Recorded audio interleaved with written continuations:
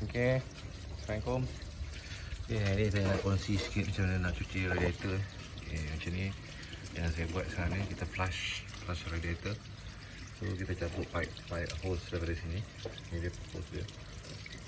Okay, hose dia. Kemudian kita masuk air dekat hose dia macam ni. Masukkan air macam ni. Kemudian kita flush. Tengok air bersih. Bersih. Okay.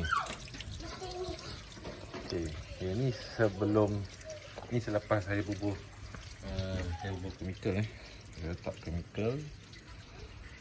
chemical dalam radiator Okey, cara nak letak dia,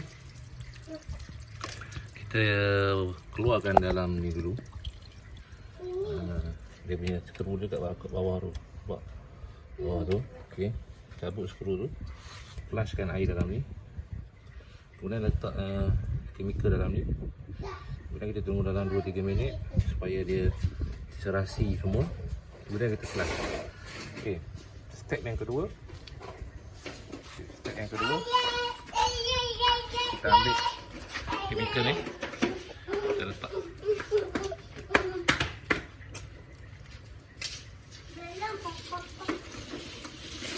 Buat air tu.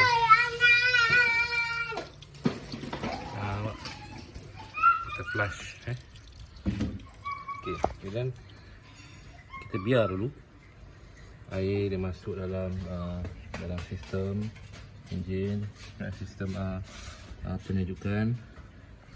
Okey, kita biar dulu supaya air karat-karat dalam tu semua, tarik-tarik semua tu bersih lah.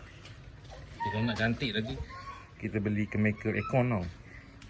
Chemical aircon tu yang kita letak dekat radiator, letak kena dia berbuih tau. Yang tu sedap. Okay. Tapi saya pakai yang ni tu okey tak. Ni tu kuat. Tapi ni dia dah campur sabun. Okey. Ni dah campur sabun.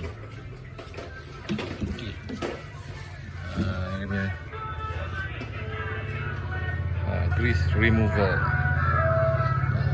Okey. So tadi saya dah letak chemical dalam ni kan. Okey, air chemical dia duduk dalam enjin ni, dia tak keluar lagi.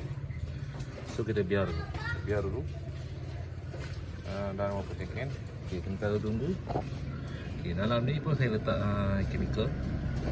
Dia cuci dalam ni. Buang kedak-kedak dia. Kemudian kita letak chemical, kita tunggu dulu. Okey. Okey, last sekali, lepas tu dia kena start engine sekali kena start engine supaya tak ada ruangan kosong lah. Maknanya pump tu berfungsi. So air tu sedut.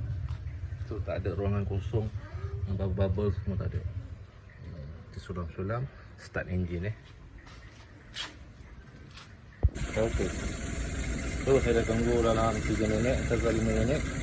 Okey. Sekarang ni saya tutup valve ni yang kain supaya chemical tadi semua dia masuk, dia keluar kat sini. Dia nak bagi keluar kat situ. Tengok air chemical sabun ni. So kita flush, saya start engine, air sentiasa masuk, keluar air situ. So kita flush sampai air tu bersih.